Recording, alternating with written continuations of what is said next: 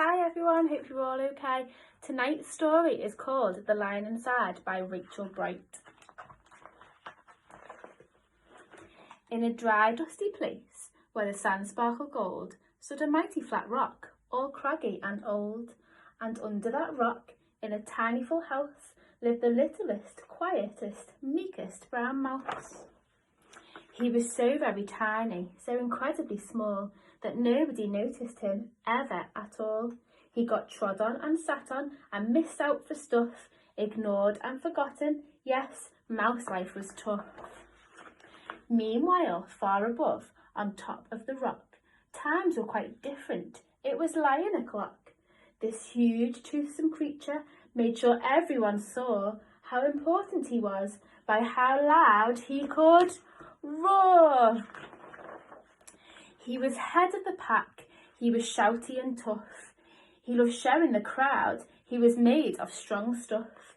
Yes, all were impressed by his mighty king cat. If only, thought Mouse, I could be more like that. Then late one dark night, in his Minnie Mouse bed, the cleverest thought popped into his head. He jumped from the covers and held up a paw.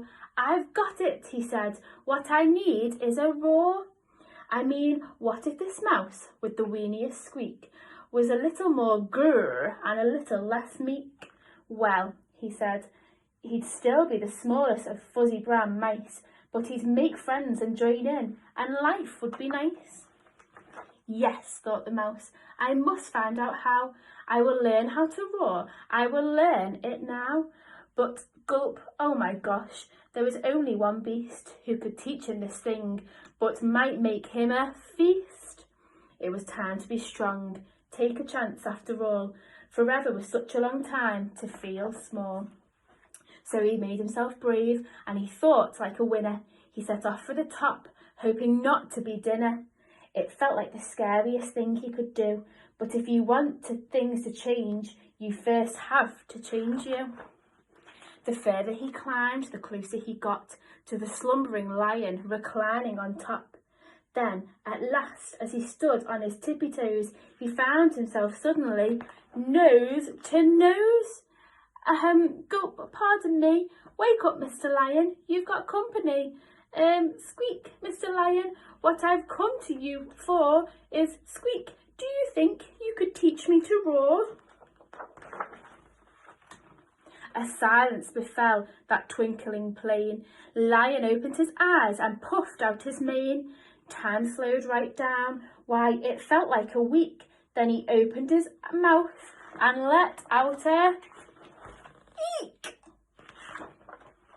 The lion was shaking, his paws all a-fumble.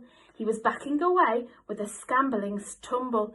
Don't hurt me, he whimpered. Oh, try to be nice. Well, my goodness, this lion was frightened of mice. Don't worry, Mouse peeped. I'm a friend, not a foe.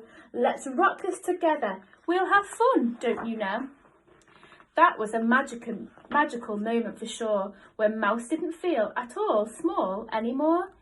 He had found his true voice and learned to speak out, and for that you don't need to roar or to shout. And from that day and always, the two were a pair.